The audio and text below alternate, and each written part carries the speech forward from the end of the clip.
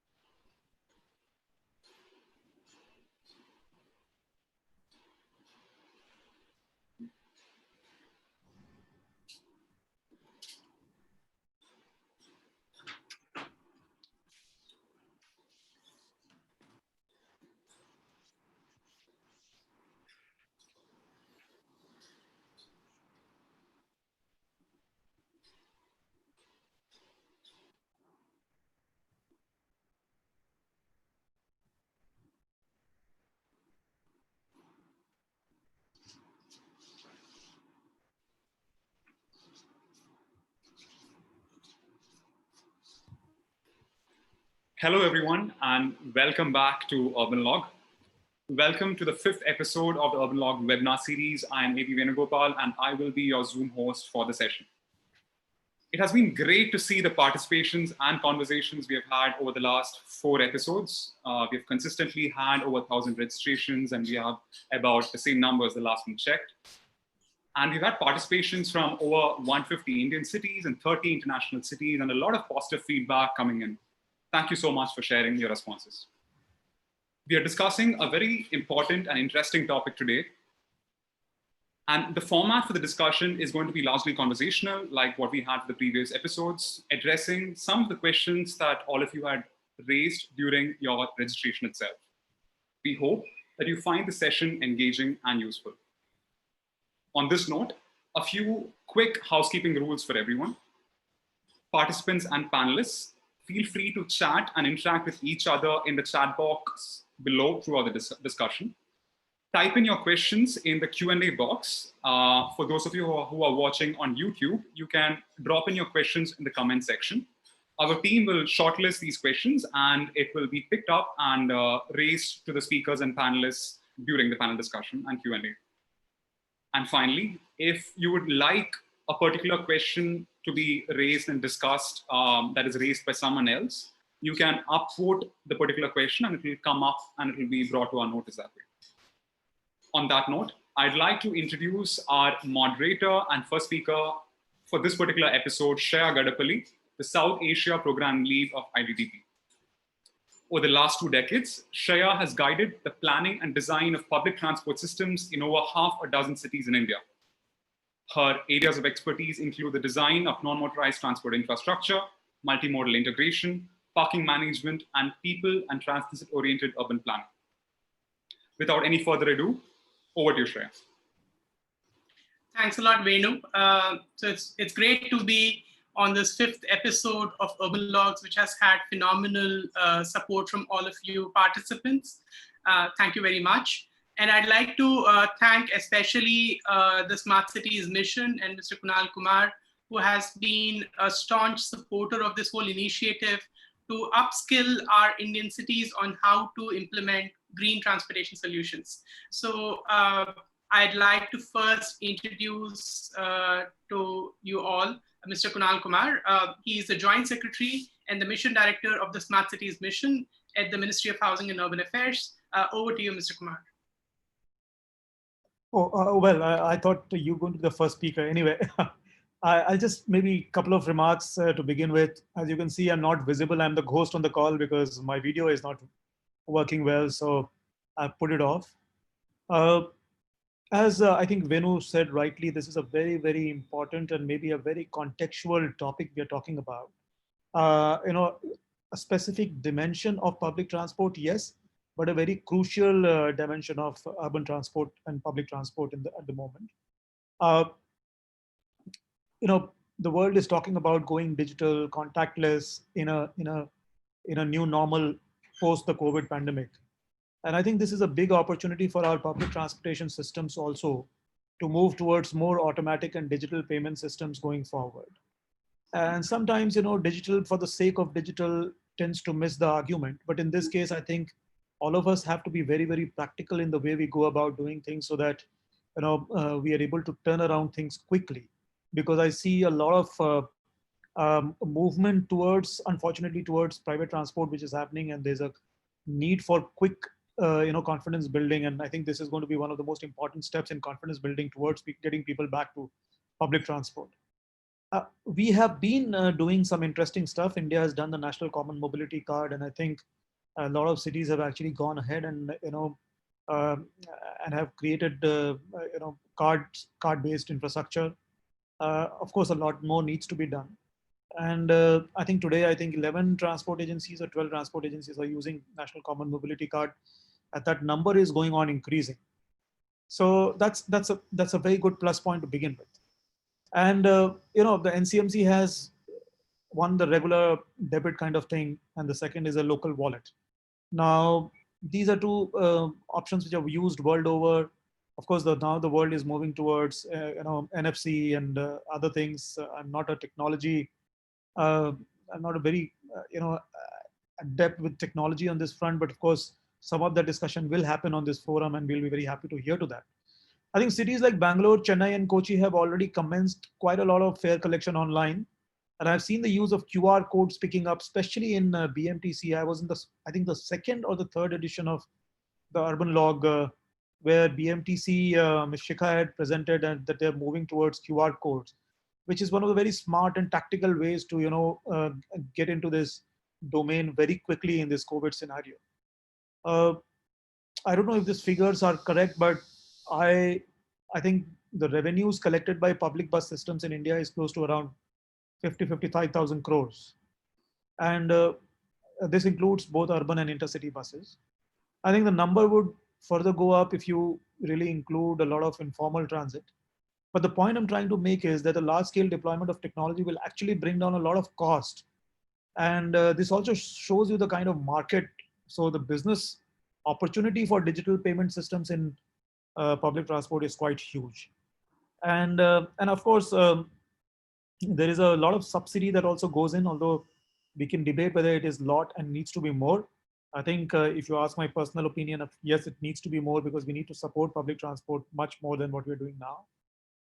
But of course, it's always it's not that the intention is not there. Probably it's also about really being able to raise resources. And in one of the urban logs, we had talked about, yes, COVID has brought us to this place where we need support from state governments, but also as public sector, transport undertakings and city bus undertakings, we should start to look at various novel ways of generating revenues for ourselves also, which we've discussed in previous urban logs. But to be fair, even the subsidy amount, so digital fare payment systems can actually allow governments to transfer subsidy directly to the commuters, which will become a very, very positive step in the direction of supporting public transport, and not only in this crisis but beyond. So maybe on those points, I'll just stop here, and I'll be very happy to listen to what Shreya has to say and what other experts and panelists have to say. And I would be very eager to be involved in this discussion. Till the time I have another meeting at 3:30, but I'll try to stick on till that time the meeting starts. My best wishes to this urban log, and I look forward to learning from all the discussion that happens here. Over to you, Shreya. Thanks a lot. Thanks a lot for that great introduction. Let me start with the presentation. Give me a moment, please. Can you see my screen? Yes, Shreya, we can see the Urbanlogue title screen, and it's good to go. So like I said, this is the 5th episode of the Urbanlogue. And Urbanlogue is a joint initiative by the Smart Cities Mission and ITDP. But we also have very strong knowledge partners in the form of the World Bank Group and GIZ Smart SUT program. And one of our speakers today, Nikhil, is from the World Bank Group. Now, Nikhil also used to be the co-founder and ex-CEO of a startup called Chalo, which has extensive experience in deploying digital payment solutions. In addition, we also have Justin. Justin Kodzi is the CEO of Go Metro. It's, in some senses, you would call it the Chalo of Africa, where they have done multiple things with digital technologies, especially in informal transit sector. And so we will hear from Justin as well. So here we have two experts. But in addition, we have one of the senior officers from the Ministry of Housing and Urban Affairs, Ms. D. Thara. She's the Joint Secretary, a colleague of Mr. Kunal Kumar's, and is in charge of the National Common Mobility Card. And we'd like to also hear from her what her proposition is of how to expand digital payment solutions. And finally, we have with us Mr. Prasanna Patwardhan, who is the representative of the private sector bus operators in India, the Bus Operators Confederation of India, BOCI. And as we know, a large portion of public transportation operations in India are actually privately managed. And we'd like to hear from him, what would it take for the private sector to adopt these solutions, and what is his expectation also from the government and others in doing so. So let me go forward with the presentation. I'll start with an audience poll like we did last time. And I hope you all can see the question on the screen. And Venu, I'd like you to go live with the poll. Yes, Shreya, the poll is live and we have the votes coming in right now.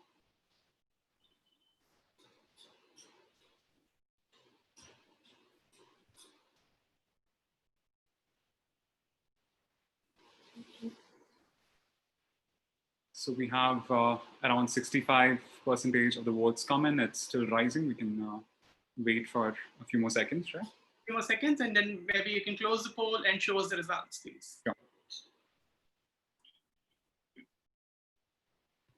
So we have 75% of the attendees currently who have voted. I'm ending the poll.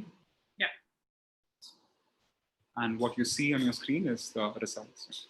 So that's a resounding yes. All of you think that digital fare solutions have a potential to transform. So let's find out, why is it that despite all of you thinking that they can transform, so far we've not had a very strong adoption of digital fare solutions in India?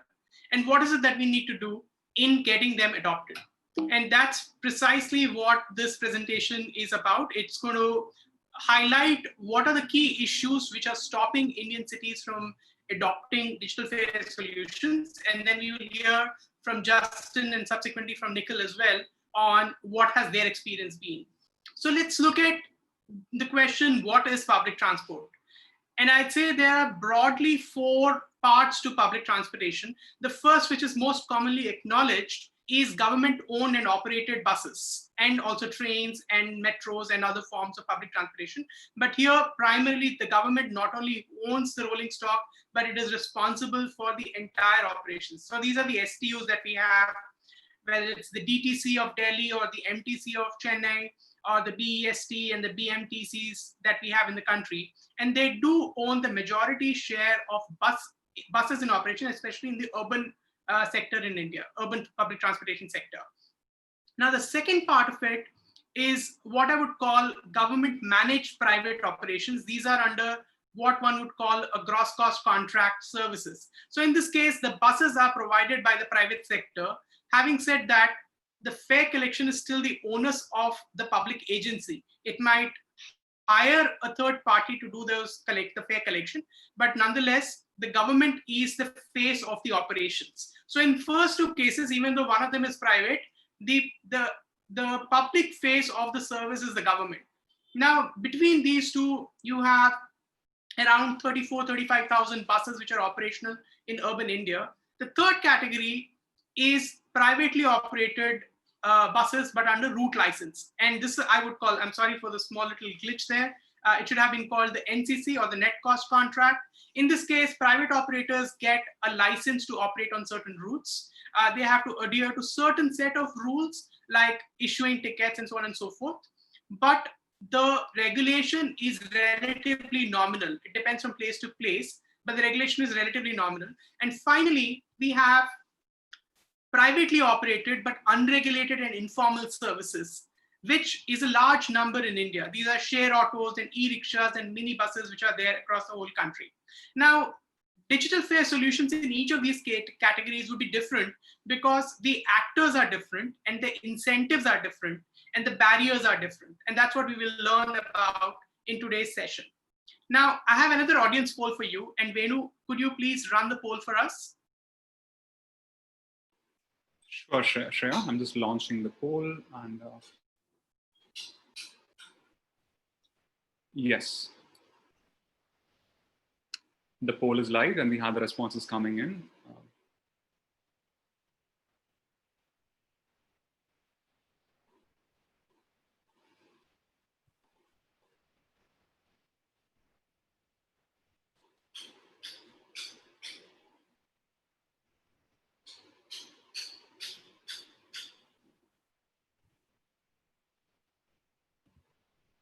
So we have 70% of the attendees who have voted, and I am ending the poll at 74% actually right now. And the results are what is shown on the screen. And Shreya, it will be nice if we can just read them out for the benefit of our viewers on YouTube. Certainly. So the questions were, what percentage of, the question you can already see on the screen, even for our YouTube viewers, but the results say that more than 50% got 50% of the votes. And you're right, that the informal transit services that we have in this country is way above 50%. By some calculations, it is somewhere between 70 to 80% of all public transportation trips in this country. Much of India is a transit desert. The total number of buses which are operational under the first two categories that I spoke about is only about 35,000 buses. You have additional buses, and that might range but they are under 10,000 buses, which are privately operated, but under a net cost model. But what you have as share auto rickshaws and e-rickshaws, which are in operation, is somewhere in the range of 3 to 4 million vehicles, which are in operation in urban India alone, which are serving a phenomenal number of public transportation trips in the country. Now, we need to see whether or not we will be able to reach them through digital payment solutions. So back to the question, we have these 4 categories of services, and the incentives are different for each category and each actor. There is, of course, the rider himself or herself, and we need to ask, what is the benefit to the rider? Are they going to get cheaper services or better services because they have digital fare solutions? The second question to ask is, are these newly deployed solutions going to be equitable? Like, despite the fact that we have significant penetration of mobile telephony, the number of people who still do not have mobile telephony or understand how technology works is fairly large. So how do we make sure that whatever solutions are deployed are equitable and people know how to use them? And we'll find out about that as well. And the third question to ask is, what is the benefit of the owner or operator of especially the privately run buses under the last 2 categories? Now, would they benefit from the whole solution or not? Like Mr. Kunal Kumar had earlier said, the question is also, what kind of support can the public sector bring into this, especially the government can bring into this? Especially when you have digital solutions, you could potentially have multiple kinds of support, financial support. They can be targeted support. They can be support for different areas of the city. For example, areas or routes where the routes are profitable, you may not need to provide as much of financial assistance. But the routes where you do not have that much of demand, and where typically users end up paying more, through a digital solution, you could directly provide that to the user itself. And the user also gets to choose what kind of services that they would get. And finally, the question is, often, especially in the last category, the operator is a driver who needs to earn a certain minimum amount of wage. Are we going to make sure that they will have a better quality of life through the process of this transition itself? So with that, I'd like to just end with one final point, that market solutions are great, but let's be clear that market solutions should not replace and decide public policy questions. And we need to see what is the basic public policy that we need to take forward in this regard. So with that, I'll end my presentation and I'll invite Justin Kodzi to share with us his experience of fare collection solutions, what has worked and what has not worked in the African context. And I'm sure we have a lot to learn from Africa's learnings in India as well. Over to you, Justin. Thank you very much. I'm just sharing my screen. Good afternoon, everybody. Certainly is lovely to join you. Are you able to see my screen? Yes, Justin, we can. Fantastic. So I'm Justin Kodzi. I'm CEO of a company called Go Metro. We are a team of technology and engineering specialists. And we think that technology really holds the key to improve the way that cities move. We are been innovating for the last 5 years in this space across Africa. We started as a rail timetable app in 2012. We then became a statewide journey planner with multiple modes in 2014, and specialized in paratransit, informal transit data collection in 2015, which is also very prevalent in the African context. We've been working in data-driven transport reform since 2016 to 2018, and we've moved into payments and fleet management, because fleet management and payments are a key enabler for paratransit reform. And so the model we follow is a very simple mantra. We call it measure, model, manage, move. And it's a journey of maturity that we think that a transport mode or transport service needs to go through in order to improve its way of moving. We've got a footprint across Africa, and we've recently partnered with another company called Ascendal, a bus operator, and we've deployed staff and projects across the Latin American continent and into the US. So we're operating on the left side of the globe, and we really would love to collaborate and work with partners across the right side of the globe in Asia. Particularly, we think that the learnings that I'll share with you today would be of benefit. So looking at the South African formal sector fare collection experience, Cape Town in particular has been able to win a number of awards in deployment of a smart card system. In 2014, it won the prestigious International MasterCard Award for Best Bank Card Ticketing Scheme. So certainly the deployment of the technology has been world-class and has been very, very strong, and a number of world firsts have occurred in South Africa in public transport payments. However, the difficulty or the challenge that we face is that when you actually zoom out and you look at the cost as a total percentage of fare revenue, the ticketing systems are by no means cheap and by no means affordable. In the best case, it's 15% is the cost as a percentage of total fare revenue in Cape Town. It can go up to, as you see here, 40% with some interim contracts, some stopgap measures, some massive variation orders. And the city of Tshwane, which is Pretoria in South Africa, is paying or does pay up to 40% what it collects in cash or in revenues to the technology. So here we see that when in the South African experience is, if you're not really deliberate and specific about your policies and their consequences, you can essentially be collecting money just to pay for the ticketing system. And when the total indirect operating expenditure is looked at as a percentage, technology consumes a huge amount of indirect operating expenditure. Now, this is funds that could go to more job creation, more service expansion, better quality services, more direct services. So money that could be benefiting the commuter and the passenger and the longevity of the system is essentially being trapped and consumed by what should be an enabler. And so the experience with regards to large ITS systems in South Africa has not necessarily been successful. And this is replicated across a number of super projects across the continent, BRT projects that have required fare collection. Now, the objectives are noble and fair, and there's 12 principles that South Africa stick to when it comes to payment systems.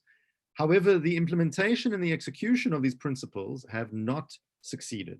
So with regards to chasing integration and chasing interoperability, looking at ensuring there's this national database, certainly we're now looking 10 years later after regulations that were put in place 10 years ago.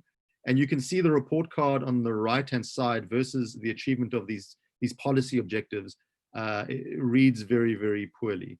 And so certainly the lessons or the reasons for this largely come down to the complexity of the technology being underestimated, the choice of technology following global best practice and not being suited for the local context. There was an expectation that the banking system would play a very active role in transit payments. The banking system in South Africa did not and has not to date, which has left cities playing the role of banks, collecting cash, issuing cards, loading cards, maintaining loading infrastructure. And so if one is to implement a holistic system, then you need to ensure that all stakeholders bring their part. And the moment that they don't bring their part, there is a consequence or a criteria that needs to be met.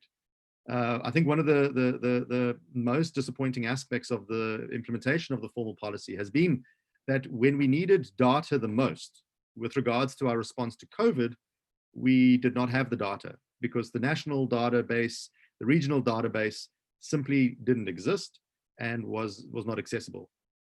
And so we were not equipped with a tool that we felt could use. So where is their good news? Well, in the informal sector, there's a very, very interesting project which I want to report back to you on. So in the informal sector, it's possible to introduce the right amount of technology to the right level of implementation, such that you incrementally and stepwise are able to implement payments, whether it's a QR code poster, a card reader, in-app payments. But what's important to note is that it's not only at the door which matters, but it's the back office and the back-end system of services, loading services, maintenance services, customer services that also need to be maintained. And it's these costs which are usually invisible. We note the cost of the card reader, we note the cost of the equipment, but we forget the cost of running the system, the back office costs. And that's where the bills start accumulating. With regards to paratransit reform, the model that we follow at Go Metro is a 5-stage model where we want to work with fleets in rationalizing their fleets, increasing and improving their smart payments, looking at new business opportunities to grow the top line revenues, core service improvements to increase cost controls and feasible operations. And all of this, these interventions lead to better data, lead to better information on the business, which means that you can access better finance and look at better leveraging. And so there isn't one silver bullet when it comes to informal transit reform. There isn't one measure, one thing that you can do that will improve the situation and improve the trajectory of the system. There's a whole bunch of lead bullets that one requires, interventions that may not be sexy, they may not be huge, but they are very, very vital and very, very important. And it starts with regards to using a showcase of a project that I'll be presenting shortly. It starts with data. And so we have developed at Go Metro a little app that collects operational data on how paratransit actually performs. So what you see here is a map of how paratransit is moving in a neighborhood and all the trips and the journeys and the stops and the costs and the revenues that are being collected. We were able to simplify that operation into something that you can actually schedule, something that you can actually measure. So there were 7 very, very popular routes, and those routes we were able to solidify and allow the operator to stick to. Now, this isn't fare collection, but this is the pre-entry work with regards to fare collection, which is usually fleet rationalization. If we're able to take vehicles out of the network, it's less equipment, less cost. We then ran a rationalization exercise based on the seats that were required versus the seats that were available, and we were able to reduce the number of vehicles that were in circulation. This reduction was quite dramatic. There were 50% fewer vehicles we had no job losses because everybody moved to better shifts and 50% less fuel was burnt. So it was better for the environment, better for the consumer, better for the operator, better for the driver. So paratransit reform really depends on every single stakeholder seeing something in the reform for them. And so when we come back to these steps, we start with data, we implement fleet management and tracking, then smart payments comes about, new business is available, core service improvements need to be made and maintained, and finance and leverage becomes possible. And so fair payments is integral, it's a block, it's a brick in what we're trying to achieve with a fleet. And then just one final word on with regards to COVID-19 and the impact it's had. Well, we've seen the acceleration of non-cash based transacting. Here you see a check-in, a simple check-in procedure that's being rolled out across South Africa into all minibus taxis to check in via USSD, WhatsApp, smartphone, and all these services are free or funded by the government. So there's no airtime requirement by the user, there's no use of data. They can use any electronic device to access the network, smart or feature. And we then know every single rider that boarded every single vehicle across a fleet or across a city. Becomes very useful when it comes time to contact tracing, to notify people that they were in close proximity to somebody else with COVID.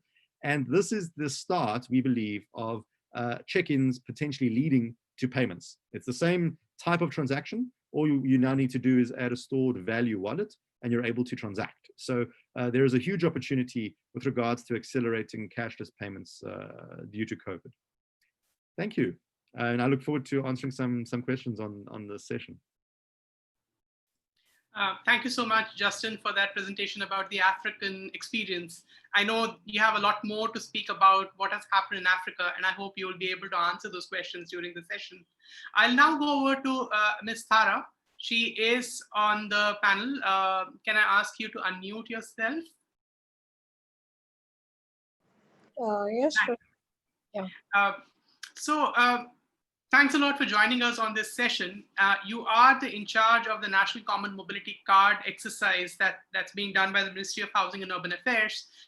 But you've also been in the past the commissioner of one of the largest cities in India, Ahmedabad, where you have all three forms of public transport, or all principal forms of public transportation.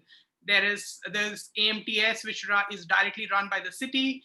There's BRT, which has the GCC contract model for bus operations. And there is, of course, a lot of share auto services across the whole city. So how do you see something like the National Common Mobility Card being deployed, where it is not only for one kind of service, but it actually is a form of integrating all these services together? First of all, I think it's a long time, after a long time, this NCMC and this conversation is actually happening. So it has got me thinking because, yeah,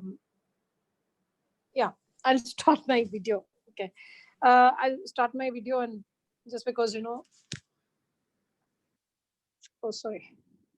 Yeah, I think it has been a long time, but this NCMC has got me again back into the sector. Now, National Common Mobility Card, it does help in a lot of what do you say?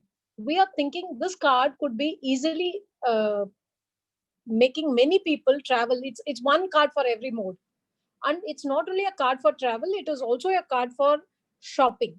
This is what Kunal said in technical terms. There's a global wallet, there's a local wallet on that, and therefore that. Those are all details for the operational systems. But the most important aspect is, why would I buy a card as a citizen? Okay, if I will buy a Delhi Metro card if I travel every day, I will buy a Bombay Metro card if I travel by Bombay Metro every day. But I won't buy a card because I want a retail facility on it. Having mobility as the main service on that card that is why it's called National Common Mobility Card. And other services are going to piggyback on it so that you have multi-utility for that card. And this card has low denomination. So there is no direct credit, and you don't need to carry your credit card and tap. And sometimes, people find it a little difficult to do that. They want to have smaller denominations on their cards, which they can take it out, tap, or use for small payments. So what we found when we started getting into National Common Mobility Card is there are at least 11 systems today in India which uses that, and we are slowly interconnecting their interoperability. But that is all back in. I'm still not. I have not still cracked that.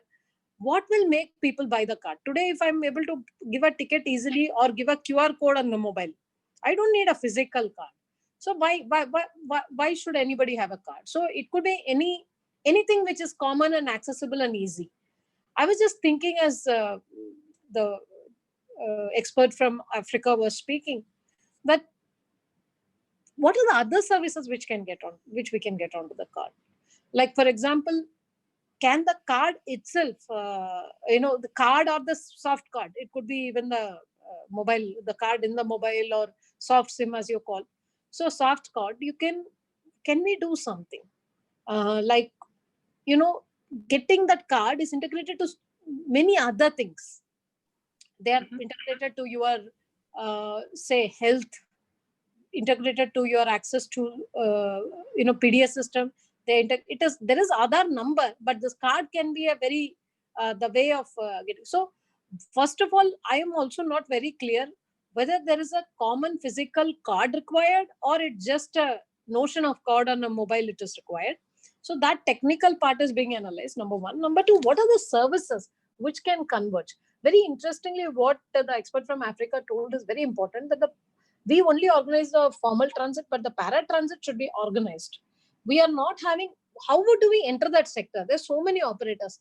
We should bring in a policy to organize this paratransit so that people do know that there is a system rather than ad hocism in paratransit. Only if you have can we do that system through a common card? That's my question. In fact, I'm wondering whether we can do a NCMC card become the card for getting all the transits and then organize them in terms of time and space in such a manner that they become efficient. Is that a possible model which we can look at? That's what I was thinking. Because I think the most important and difficult thing is transport for people is still not completely for people. It has so many pulls and pressures from the organizer's side. So how do we get rid of that using digital payments? One, but the digital payment should be such that it gives value to a poor man's life, or a person who's going for daily wage work. How do we bring in that value on that card to him? I mean, or her. So that is another thinking which we need to have. But the most important is, how do you use the card as a tool to reorganize the whole transport system and recognize the role of paratransit? Integration is something which is very, very crucial and essential if you really want to bring up in a revolution. Otherwise, what happens is we may have the smartest of payment systems. It doesn't matter for a person who goes onto the bus, he can still pay cash and buy ticket. I mean, there is no need for that. I mean, I'll tell you one survey when I was commissioner. BRT is what I could call a project which Shreya and I did together in Ahmedabad. I realized when the ridership was going down, I did a survey. And to my surprise, one of the biggest thing which people said is they don't have Wi-Fi on BRT, therefore they don't travel. So today Wi-Fi is, I never expected this. This is in 2016, the survey is there. So they wanted Wi-Fi. And today, BRT of Ahmedabad has 100 kilometers of dedicated optic OFC laid. And it is the higher speed cable. So I think that part has been taken. But I never expected that answer. So what I'm trying to say is, can this card give that Wi-Fi capability? Can this card give that integrated? Can this card also be can this card or identity or a notion of card, can it be the digital notion or identity? Maybe we can find that out from Nikhil Agarwal, who's there with us, who's a consultant at the World Bank, and who previously was in the avatar of a private sector startup. He was the CEO of Chalo, and they deployed solutions in multiple cities. Now, Nikhil, a question for you. We know that digital payments have taken off across multiple categories, but somewhere in public transportation, they've not taken off. So what do you think are the principal hurdles in the takeoff of digital payment solutions, how can we make sure that these actually are beneficial to multiple audiences that we're talking about, like, and whether they are the users or the drivers and the operators who are there? Over to you, Nikhil. Hi, Shreya, and thank you for having me on this panel. I think that's a great question, and to me, the answer lies in looking at both side of the equation. That is, both stakeholders, the bus operators or the providers of transportation, as well as the consumers. I think my experience both with Chalo and with World Bank has been that if you are able to design a solution that provides the consumer or incentivizes and provides a solution that addresses the pain points, then the adoption is something that will happen. To give you, specific responses with respect to digital solutions, a card product, because we're talking about NCNC, but a card product that addresses both the convenience of payment, but also the ability to design ticketing products or pricing products that are aligned to the consumer's behavior of taking that public transportation, could be a winning combination in terms of driving adoption. At the same time, making the process easy in terms of adoption, in terms of sale, reduces the friction or the barriers to adoption. Just as an example, if you think about the NCMC card today versus a common or a closed loop card, the process is significantly different. The cost is also significantly different. And in some of the metros and some of the places where a open loop system or an NCMC system has been adopted, adoption has been significantly lower. That's the consumer side of it. From a provider side of it, I think what Justin talked about in terms of the data that can be sought from the system that further improve planning, efficiency, service delivery, and ultimately result in either lower cost or higher revenue, can be great incentives for the transport providers to adopt digital ticketing solutions.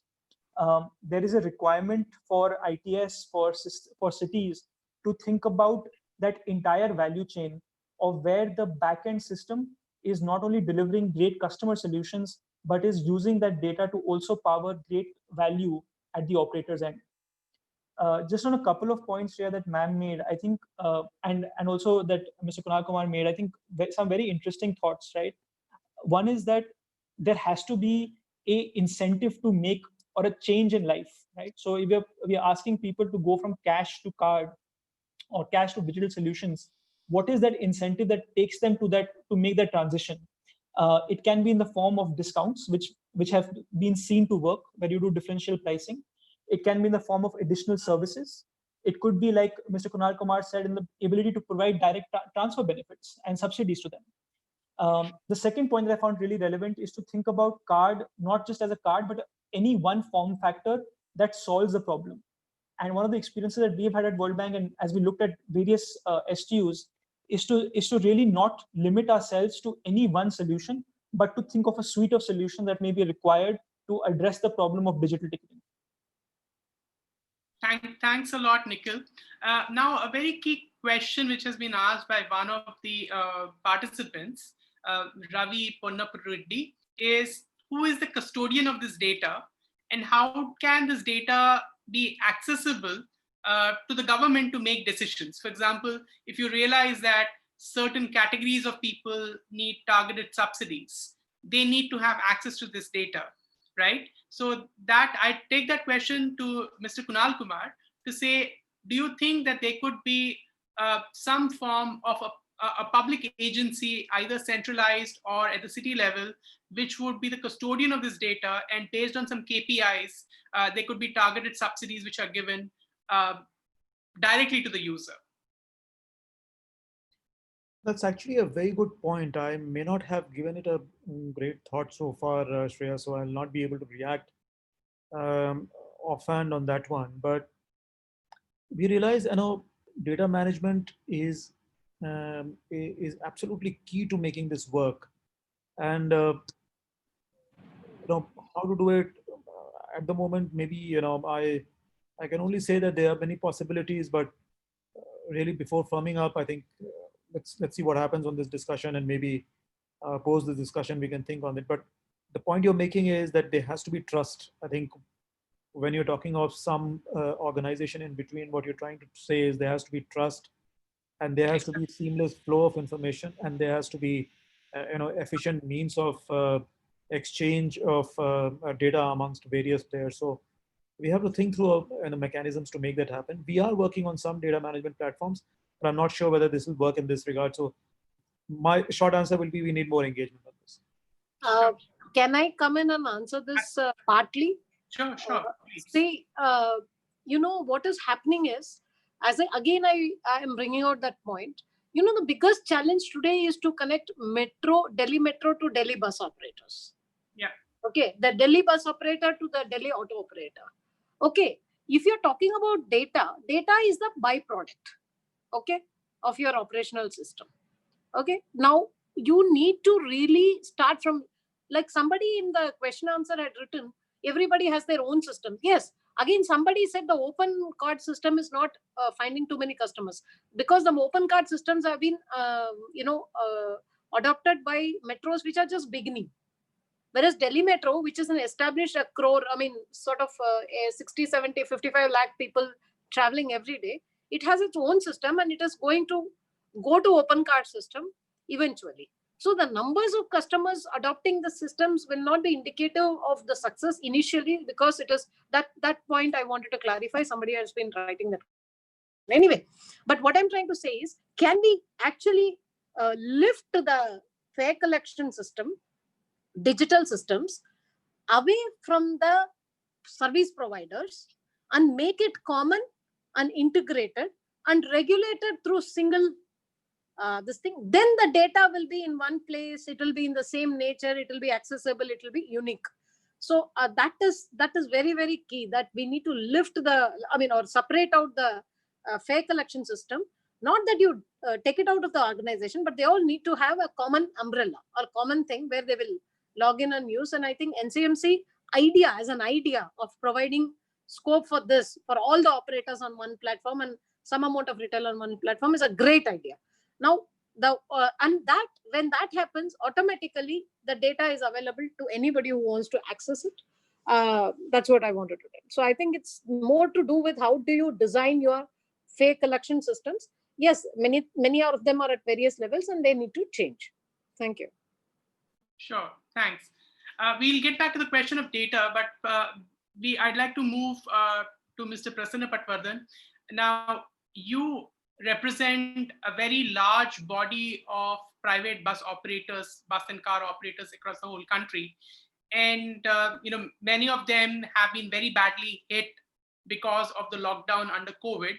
Do you see some kind of a recovery which could be facilitated by the government, but through the process also require that digital payment solutions would be adopted and potentially with some financial assistance from the government? Over to you, Mr. Patwardhan. So thank you, Shreya. Yeah, thank you, Shreya. Can you hear me?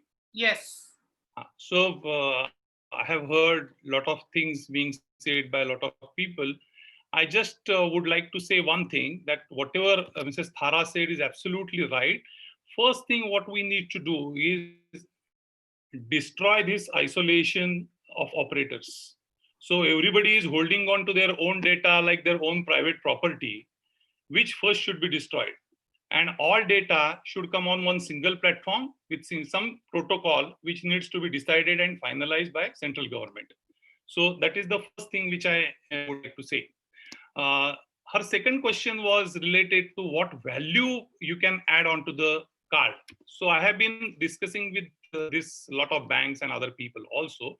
See, unless as a customer, I get some value into that card, why should I buy that card? Thing like if that card, you can purchase many things on that card. So if you have panel of shoppers or malls or whatever, restaurants or whatever, those who are willing to give you some discount if you use that card. Suppose if you use that card in a restaurant or in a grocery shop, they give you 5%, 10% or whatever is that discount. That discount amount can be converted into traveling miles.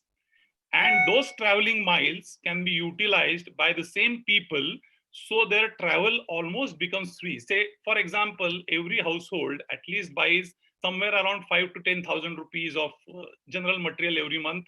People, I'm talking about people, those who travel in public transport. So if you give them 5 to 10% discount on whatever they are buying, they will get 1,000 rupees in a month as a mile, traveling miles. And that is what you require to travel in a public transport. So if they get that kind of facility wherein they can travel free, if they use that card everywhere, then people will buy that card. So from customers' point of view, it is very important that they get some value out of this card. Apart from that, customers can get access to multiple services, parking lots, tolls. So that services you can keep on adding. But only adding services, I believe, will not attract people unless they see some actual value in terms of money return. So that will attract them more. As far as customers are concerned, I believe these informal operators, they will have to be brought under one umbrella, like what Chalo is doing or Go Metro is doing. Because without that, you will not be in a position to take advantage of that data, which is humongous. So that data can be utilized for purposes. That data can be utilized for planning, scheduling. You can have on-demand services depending on that data. You can have location-based advertisement, which can fetch them money. So there are multiple things which they can do if they come together. And it is not only about their revenues, but their efficiency will also go up. And this will happen only if whatever these two people are doing, like Chalo and Metro, they come into the play. Otherwise, getting data from each individual operator is impossible. Let me tell you, I am working in this field for the last 35 years. This is not going to happen. And this kind of intermediary are very, very important. And for that, you need to have some changes made in your laws also. And all of them, they need to bring under one umbrella. I have been talking to many state transport undertakings also, that they also can become aggregator, because this India and Pakistan kind of environment between public operator and private operators, and they need to collaborate with each other for betterment of the service and betterment of people's lifestyle, because this disintegrated services is becoming harassment for the people. So last mile connectivity, first mile connectivity, long distance, metro, BRT. So how many islands we can create? In metro also you have Metro 1, Metro 3, Metro 5. So I mean, where is the integration? Where is the system wherein it is easier for people to travel rather than only operators' convenience? So we need to forget about operators and we need to focus on convenience of the people, and we need to design systems in such a fashion that it becomes convenient for people. Whoever uses that data, it should be useful to him, and that is what I would like to say here. Thank you. Okay. I have a question to Sir Paratransit. I'm just wondering, Shreya, Yes. am I allowed Yes, to ask a question? please. Yes, please. Yeah. And this is a conversation. So Yeah. My question was, look. Again, heavy rains have Paratransit, started here, Shreya. It has something to do with your webinar, because whenever there is your webinar, some heavy rain starts here. So I hope it will not affect us today. Go off the track. Anyway, please. Let's hope for the best. Miss Thara has a question for you. yeah, I want all of you to, Yeah, sure. this question and, eventually, not immediately. One of the things is, we think that bus is something which you provide a service and people have to access it with a lot of effort. You see, the concept of taxi is you call for it, it comes and it serves your need. It is more your need. At the most, it is share auto is also partly, it takes care of your need very, very succinctly, very precisely. Whereas a bus service is like, you cannot own a bus service. The bus service is bus service. It is not owned by anybody. The operator owns the bus service. Can we use the card, whatever card? I don't mean physical card. I mean a digital card, whatever on this thing. Some means of digital identity to connect the passenger to the bus before even the passenger is in the bus. What I mean is, absolutely possible. If I am standing in a particular stop and I send if I am buying this card, there could be a system which just says this card is waiting for this bus, this stop. And if I'm willing to tell which bus I'm waiting for, if in that bus driver or the conductor sees that so many passengers for this bus is waiting there. This is absolutely will be precise transport system which we can ever give to public people. So I was just wondering. That's an interesting idea, and I'd like to take that question back to Justin. There are two kind of services. Mr. Patwardhan, if you don't mind, I'd like to ask this question of Justin and Nikhil, because they have actually experience working with operators to see what works and what doesn't. So Justin, first you, and then what is it that you think will work, and what is it that you know for sure doesn't work? Yeah, so I think, thanks for the question. Information is not it isn't a common good, a public good. It's quite powerful, and so currently in legacy transport systems, he who has the information controls the system, and that's normally the bus operator who knows the routes, who knows the ridership, who knows his business, and it's sometimes the government and the local government that doesn't really know what's going on the streets of their own city with regards to ridership and operations. And so what we've seen in the African context is once you start collecting data on transport, you start breaking down the information asymmetry, you start actually putting the same facts on the table, and the response of the stakeholders differs. So firstly, there's an attempt to try and keep the data in the same place. So you could say the journey of denial, that operators feel that they can keep doing business the way they've been doing. And then slowly but surely there's acceptance. And then there's acceleration of this data informing decisions. And so in the African context, we've moved from the operator knowing everything and the city just being an observer to the mobility happening in the city, to the city driving the agenda and the operator being the passenger, which is you could say the BRT net contract model. And then suddenly we're now at a point in this journey where the operator and the city realize that there isn't infinite resource, and we all need to get together for the benefit of the rider and the passenger.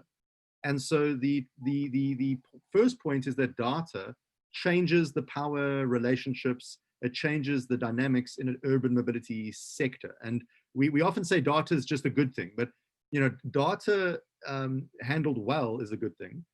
Data that's either kept in the dark or kept in one place is not a good thing, because you create a market that is distorted. Or too much data means that there's a breakdown of trust and just reliability, and you almost start using data as a stick to beat the operator, whereas the operator is just trying their best. So there's this continuum where data powers the intentions of the user. And the key, I believe, in emerging market urban mobility reform is getting every stakeholder to get benefit from the same data set, that the data can be collected, can be held, can be curated by the state, can be influenced by the operator, and benefits the rider. And it's the respect for the kind of ambiguity that data represents that allows us to start designing reform strategies that can work. But top-down structures where the government will collect the information, it will be the arbitrator of all things with regards to information, you end up with confrontation, where the operator feels that they're just being penalized, they're just being inspected, and they're just having to do what the government says. Or on the other quantum, where the operator holds all the cards, the city is the passenger in the development. And so what information and data and open source allows you to start doing is start bringing all parties together, and everyone realizing that anybody can collect data on transport. It's not a mandate, a mission, or a secret, right? You see the buses on the street, anybody can measure them if they have technology and resource. And so data is the first place where we can start changing the balance so that everybody starts moving in the same direction. And certainly we've seen enormous progress in urban mobility reform agendas simply because everybody now has the same data and the same facts on the table. So that brings me to the question of who hosts the data, and we've asked this question in the past as well, and I'd like to move over. Thanks a lot for that answer, Justin. I'd like to ask Nikhil, what do you think, who should be the owner of the data or the host of the data to ensure that this asymmetry that exists vanishes, and we could use this for larger public good, where the government could potentially step in and provide these targeted support, financial assistance, if you will. The purpose is not to keep the operator alive, like Mr. Patwardhan was saying earlier. The goal has to be eventually the customer, the citizen who needs transportation. And how can we use this for the benefit of all? Sure. Very relevant question today, because Shreya, as we think about various cities, the World Bank has been working, and you're aware of it, extensively to think about open data policy and the promotion of that policy to increase the distribution of transport data in the hands of people and other agencies who may be able to utilize it for the benefit of both the operators and the consumers. I think there are very interesting examples from cities like London, which have adopted a policy where the data is made available to private enterprise. And as of the last numbers I remember, there are close to 400 apps in London which utilize the public transport data in London, either for developing mapping tools, journey planning, ticketing tools, that can then be used to actually create beneficial services for consumers. We're doing a bunch of projects now in several Indian cities to make sure that the same trend gets deployed. Delhi has seen some success of it, and we're hoping to see some success in other cities. From a data ownership perspective, I think it's important to classify the data into two parts. One is, what is the sensitive data that you can identify to a particular user that may be more concerning from a privacy perspective. For example, Nikhil Agarwal has bought a ticket to go from place A to place B. That is something that may affect my personal privacy and may not want to be shared. But is there information about a bus carrying 100 people moving from point A and point B? I think that has limited privacy concerns, and you can think about sharing the data more broadly for people to think about planning. If you were to just break these two data sets, I would assume at a high level that 80 to 90% of your use cases that you want to do in terms of promoting public transport, solving for scheduling, all the good stuff, is solved without invading privacy or coming down to any personalized information. It's really the remaining 10%, which is very specific to people. And I think where we need to be more concerned about who owns the data and how it is shared. So to me, the data ownership should always lie at a broad level with the transport agency whose platform it is. At the same time, there should be quite a bit of freedom in being able to provide this to a large number of audience for them to be able to utilize for developing solutions. Luckily, we live in an age where the cost of providing this data, the cost of sharing. Nikhil, could you say, when you say transport agency, whom do you mean? So, for example, if it is a bus operator, it is the bus operator. If it's, for example, Delhi, DTC is the bus operator. It is their buses. In a way, the data belongs to them, right? But if it is, for example, Ola cabs, and they are sharing information about Ola cabs, then that information in a way belongs to them, right? The point I'm trying to make is that irrespective of who's the owner of the data, there is an ability to provide large chunks of their data to people without invading or breaching privacy or security concerns, and allowing cities to benefit. Neither is the cost of providing this data nor the cost of storing this data very large today. We live in those fortunate times, and hence the ability to build on top of the data sets like Go Metro and so many other companies have done. Shreya, I also wanted to answer your previous question because I thought it was very interesting with regards to on-demand services by buses to citizens, right? That ma'am had asked. And I again wanted to break that down into two parts. The simple answer is yes. Can someone use a technology device, maybe a mobile phone, to inform a vehicle about their availability and their desire to go to a destination? 100%. The question is really about the economics of doing that and what is the best, maybe the path to down that road. Buses as a form factor may not be the right form that you have for on-demand services because of the size of the vehicle, but the kind of vehicles that Go Metro is using, or that several startups now in India thinking about in terms of electric vehicles, could be very interesting place for on-demand services. Nikhil, I may have to intervene here. Sure. Look, there is what I said is not that you get a bus on demand at your place, not similar to taxi. Sure. What I said is today I'm standing in the bus stop, okay, as a normal citizen who takes bus every day, okay. Today the bus comes, stands, but to the extent of using the data, we have automatic vehicle tracking systems, okay, location systems, so AVLS, whatever you can call. See, I know the bus is going to come in 3 minutes, okay, but the driver sitting in the bus may or may not know that there are 5 passengers standing in the bus stop, okay. That part he is blind, or for that matter the conductor is also blind. Only once they get onto the bus, they know that they use the card. What I'm trying to here say is not ask for a bus on demand, rather can we bring in that little linking up the service to the person even before the person is in the bus. What it will do is, one, it will bring ownership of the public transit to the people in a very precise manner. I have used bus all my life to travel and study, so one understands this problem from that perspective. I was just wondering, for example, I have a child in my arm, and if there is a bus service, our bus services are like people are getting in left, right, center, they're going. Then we can, sort of increase the prices a little bit in terms of fares, or provide a, it's a benchmarking. I'm talking about benchmarking the service level a little bit more better using a digital this thing. Data emerging after traveling is what we are all discussing. I'm saying, can we use the Madam, data? I would like to say something here. Yes.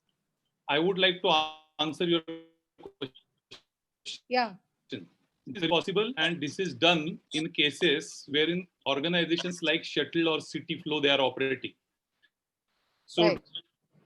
You can also see how many passengers need to pick up from which stop, and how many people are standing on that bus stop, and person also knows how many people are there in the bus. So same technology can be used for city buses also. Question is, if everybody is buying ticket before that the move, that person accesses that information, that is the point. In city buses, it is so dynamic that people keep on boarding and deboarding. So keeping a track of that for a fraction of a second is very important. Sure. Yeah, I agree. But if somebody purchases a card, that is where this incentive should be built in.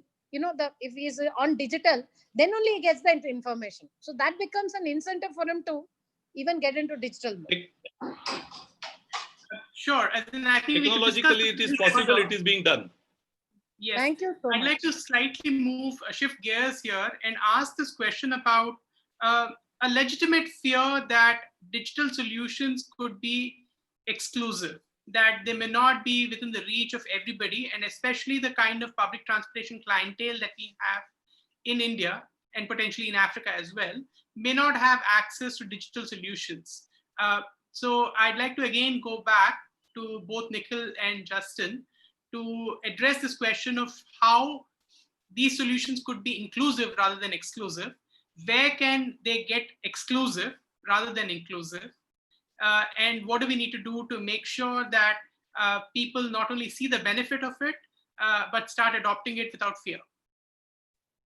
Yeah, if I can start answering that. So for the last 7 years, we've been working on the National Rail passenger app for South Africa, for PRASA. That's where the name Go Metro comes from. And we serviced about 4 million passengers on mobile platforms for train times, train information, and we've been working quite hard on fare collection with regards to train users. They are the lowest income working group in South Africa. They choose train mostly because of the price. It's the cheapest form of urban transport in South African cities, and they are extremely price sensitive. And we did quite a deep dive study into what is the proliferation of technology and especially smartphones and the use of data. And what we found was that in the working sector, working income groups, the proliferation of smartphones is high. It's, as is reported, 90%. However, traveling with a smartphone is reported very low. So I have a smartphone and I keep it locked at home, and I use it to watch videos, to stream, for my kids to play games, to access news. It's an entertainment device. It's not a personal digital assistant like you and I might be using it. So it's kept at home. And the phone that I travel with is a phone with buttons, the old Nokia, whatever you call it, 330, and it's a feature phone with a screen that big. And that's the phone that I will travel with, because if I lose it, it's not as painful. Or if it gets stolen, if I get mugged, it's not as painful. So if we found that people might report the owning of a smartphone, but they don't necessarily travel with a smartphone because of the safety risks and the safety concerns of losing it. Then when you look at, they might have a smartphone, do they have data? And of those that have smartphones, only half were buying data packages on a regular basis and utilizing data. If it wasn't free WhatsApp with my contract, or free Facebook with my contract, or I use my neighbor's Wi-Fi when I'm home and I download all the stuff that I want to onto my phone, there was a lack of data. So the point made earlier about the proliferation of Wi-Fi is an important one. So firstly, the assumption that everyone's walking around with a smartphone in their pocket connected to the internet at all times is simply not true, and it will not be true for a very, very long time. So interventions and designs need to consider that. Otherwise, you'll not exclude the minority, you'll exclude the majority. So the strategies that we are proposing and recommending to our clients across Africa is design a great customer experience, so you could say a flagship experience in smartphones. Then look at what can the same service be delivered through feature phones? And the answer is yes. So we have this amazing technology called USSD. USSD can shoot menus at you, and anything that a smartphone can do, USSD can do on a simple little Nokia. So then you have a USSD channel that can gain access. And the biggest thing that the state can do is make USSD for transport free. That's something we've been advocating in every country that we work in. And the penny is slowly dropping. But if you make USSD for transport free, then application builders can build amazing things on any platform. And what we found in South Africa is that USSD, when done well by the retailers, is actually more efficient than the smartphone. You're able to execute instructions, do things much faster on USSD than through an app. And then lastly, and most expensively, unfortunately, by eliminating cash, you're either going with a paper ticket or a card, a traditional RFID smart card, and that contains infrastructure. And so you can't get around, if you're going to cater for the entire spectrum, that there's a measure of infrastructure, there's a measure of investment. It can't all be done by phone, but the investments made there need to be very precise, need to be very disciplined, and need to cater for the user that cannot access it by other means. And there you can reduce your subsidization of electronic payments from 100% of the population to maybe 15, 20, 25% of your rider base that simply will not be able to use electronic means due to technology literacy or due to not having the equipment or the resource. But you don't have to penalize everyone's experience to go down to a piece of plastic that you tap. And so there's a nuanced and a more targeted way with which we believe operators and cities should be approaching their customers. Shreya, just to add from my perspective, I mean, I agree with what Justin said, and I think similar observations where mobile phone penetration is good. It obviously, as you move from tier 1 to tier 2, and you move from different kinds of transport services to more rural transport services, that penetration starts to drop. There is also a lot of fears that users have in using mobiles for payments and for tickets. One of them is that the battery will get discharged and I would have paid for something that I can't use.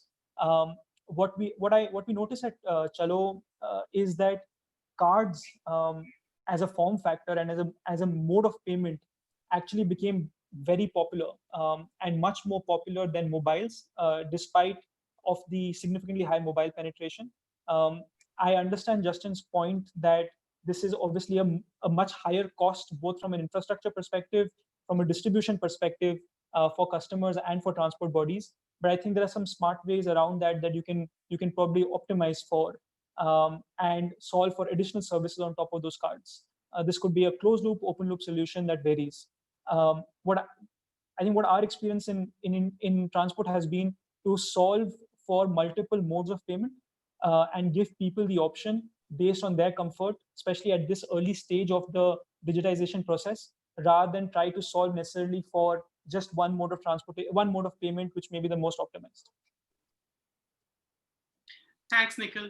I'd like to ask one more follow-up question to that. Do you think, what is the, what do you see is the role of digitization itself? Like, how can it impact bus ridership in India? Do you think it'll have a positive impact? What have you found in that regard? And also, what do you think might be the timeline to go completely cashless? And is it even desirable to go completely cashless? As in right now in the COVID situation, we think probably going cashless is the right way to go because you don't want that much interface. You want to protect your crew. Do you have some thoughts on it? Sure. I think that it is possible to go entirely cashless, but it will require certain tough decisions that have to be made by cities and by transport operators in doing that. You can think of it like a demonetization event for bus operators or for transport providers to do that, and that's a tough one, right? I think there is no straight answer. Is it possible? Yes. Does technology support it? Yes. But I think there's a lot of thought that needs to go for each form of transport in each city based on their user profile and what they can do from a system perspective. The only thing I keep coming back to is the need to develop the right incentive for both the bus operator, for both the transport provider and the passenger to make that transition. Your first part of your question, which was, can digital ticketing have an impact on ridership? I think the answer is yes, and there is a lot of evidence that is there behind us. You may recall our conversation, where one of the hypotheses is that a lot of people take buses in a period of months. So if 1,000 people take a bus on a day, the total number of people taking that bus in a month, unique people taking a bus in a month, is maybe 5,000 or 6,000 people. But 50,000. I'm saying 1,000 5 times, right? Five times. Yeah, there are different people who are taking on different days. Different people on different days, right? The same person does not take a bus more than once or twice a week, right? Which is counterintuitive to what public transportation is about. Because if you're using bus to go to a school or to an office, you're likely to make the same journey 5 into 2 times a day, 2 times a week, 10 times a week. But if you're only using the bus for 1 or 2 times of those journeys, you're using a different form of transportation. The biggest role that digital ticketing in play is maybe not to attract new users, but to actually make the same users take the bus a few more times a week, right? To increase the utilization or increase the number of trips each unique passenger takes on the bus. And this can be done because of the way you price the product, the convenience that you bring in terms of offering the solution. I'd like to quote an example. In most Indian cities, you have the practice of buying a bus pass, right? And bus passes are very, very common or are much preferred as a way of traveling. But the only way to buy a bus pass in most cities is to go to a bus depot, stand in a line for 15-20 minutes, and then purchase a bus pass.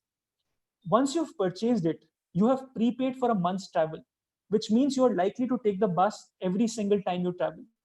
But you've made the process of buying it so difficult that people are not going to do it. If you could digitize that process and the bus pass could be purchased on your phone or on a card that you have, more people will purchase a longer period pass to travel on buses and necessarily travel, and then, because they have prepaid, actually make the travel happen, increasing ridership. I don't know if that was too complicated a situation, but this is something that we've seen play out in Chalo, where cities in which we were able to digitize tickets, introduce new fares or new products which were longer duration, and people bought them, ridership did increase on buses. So what kind of penetration have you seen in the best case scenario so far of digital solutions, whether they are cards or mobile phone usage or mobile ticketing? I think from an India context, broadly, we have seen cities being able to get to 40 to 50% digital ticketing penetration. These are tier 2 cities, not tier 1 cities. Tier 2 cities where we had the experience, but we were able to solve for about 40 to 50% penetration. And I think that's also needs to be referenced in the time scale of about a 1 year's time frame from when the solution was deployed. Okay, sounds good. I'd like to go back to Ms. Thara again to see if there's something that you found interesting in the conversation today that you would take back into the discussion on NCMC, and how we could potentially create something that removes the barriers for its adoption. And you had earlier said it need not be a card, it could be the idea of a digital payment solution or a suite of solutions. Over to you. Yeah, I think, look, NCMC was the step in that direction with the objective of bringing in one system of, payment for mobility, so that, it is common, that you don't even need to change that card. I don't think any other country in the world has that kind of system. Everybody have at the most integrated. I think Japan has. Does Japan have for all cities? It has for Tokyo, but does it have for all cities? I'm not very sure. So, but yeah. So, as one could make the case that maybe the value of NCMC. Sorry. Yeah. Please go ahead. Yeah. Say, Shreya, doesn't matter. Continue. So one could make the case that maybe the value of NCMC is not so much in cross operation between cities, but in interoperation within a city. That Yes. Most people actually do not travel so much, say, from Bombay to Delhi, but do travel within the metropolitan region of Bombay, where there are already multiple bus operators, multiple rail operators, and how could we and multiple informal operators as well in the city, and the same holds for Delhi. So how do we get that happen? When this card program, I was given this portfolio, I also spoke the same language. Okay, there is somebody traveling in Bombay regularly need not would not be bothered with having a common card to travel once in Delhi. But when we are looking at people like us, we look at Delhi and Bombay as cities. We don't look at Delhi and Noida as cities. See, there are peri-urban cities. Now Noida and Delhi Metro are interoperable for the NCMC. Okay, part. There is still Delhi Metro has a long wait. They have to change all their systems to open loop. But what I'm trying to, what we are now thinking is, we wanted a common system, NCMC, not a common digital solution. There is also a reason behind it, that there is also that one nation, one card is not only for, mobility is the platform we are riding on, but there are other use cases for the same card. And we also wanted to expand the card market in the lower echelons of the society. If we look at the amount of card market, I think, just to put it in perspective, the high, most 20 or 30% of cards account for almost 97% of transactions. Whereas 60%, 80% of the cards account for 5 to 10% of transactions, or even 3% or 2% of transactions. So we want to change that game. Card means it could be a card, it could be a soft card, whatever. But this, it has to be an inclusive digital system. For that, the card should be designed in such a manner that it serves the need for mobility, need for small shopping, and also serves as the place where, a lot of discounts occur and the free, benefits get transferred, even for using from the private sector. That's the whole idea of NCMC. In the seminar, what we are discussing is, how do we actually make digital payment systems, fare collection systems, as a very good transformative vehicle for public transit or paratransit integration and usage and efficiency. That's what, that is the perspective we are working on. But I think after, discussing it, I think many a times you discuss with yourself, you don't discuss with many people in our kind of situations. Yeah, we do discuss among our stakeholders. But I think from this seminar, I really have clarity as to what is that we need to do as a next step. Now, right now, 11 transit operators are using it. But there are, when you're using digital solution, the problem is it is so fast and there are so many new products which jump into the market immediately. Before you even regulate and put in a policy saying that this is what we want, there are so many other people who are ahead of you in terms of head of government, because so digital systems change so fast. So that's a big challenge which we are facing. Before even NCMC is getting formulated and it is getting implemented, there are other systems which are overtaking it. So I think the most important thing is the underlying principle should be held and maintained. So we are grappling with those challenges, but I think we need to adapt to the technology. We should not ask technology to adapt to the government. To that extent, we are very clear. So I think there's a lot of clarity which has come in terms of what could be done. That is what, having a common operational system kind of thing. Sure.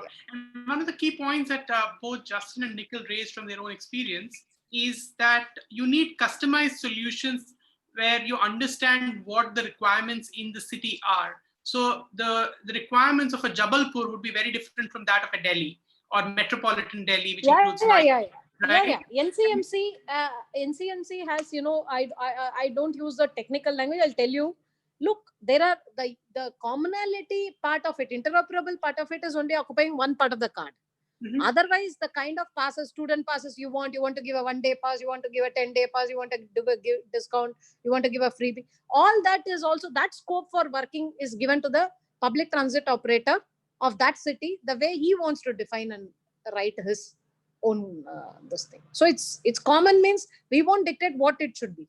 Common is only that card is usable across systems, but what kind of system will exist for their transit system is the decision, and the software and the kind of this thing will be done by the like Delhi Metro will have a particular discount payback mechanism that should be honored. Otherwise, how will they run their business?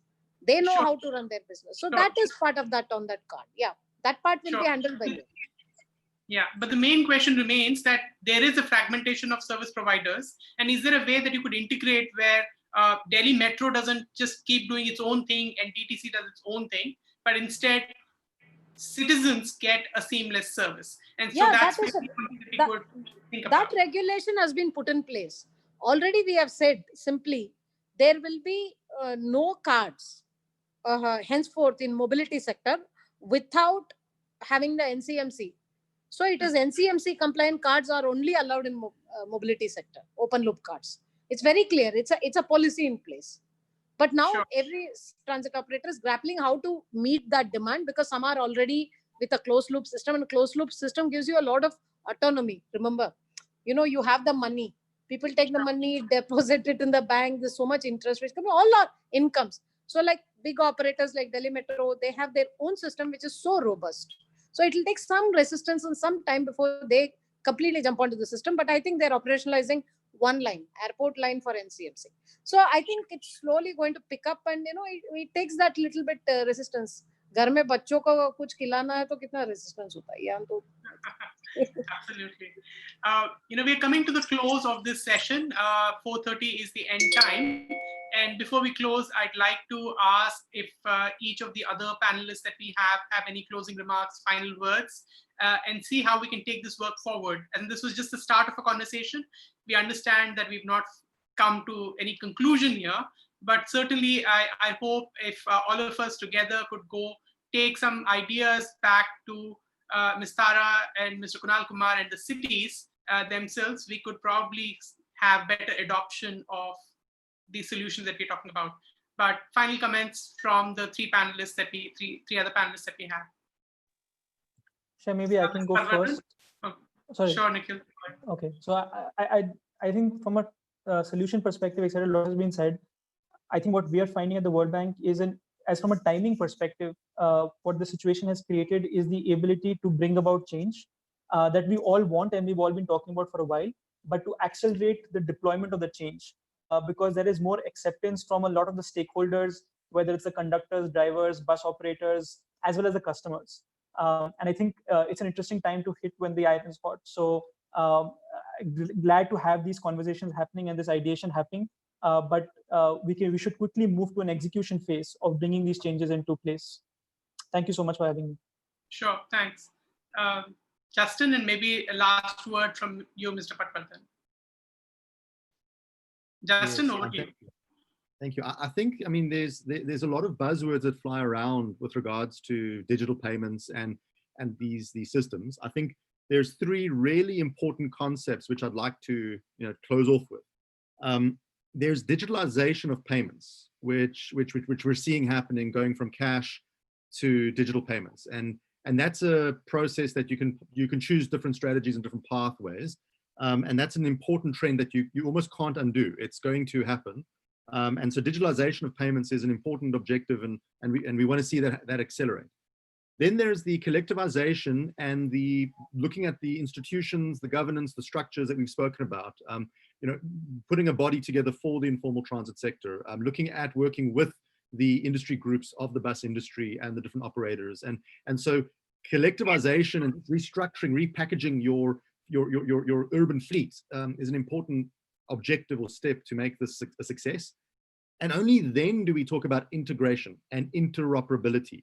And my concern always when I look at these fare collection projects is we start with integration and interoperability as the core objective. And that's the big mistake in South Africa, if you want to take that away, is we start with that end in mind.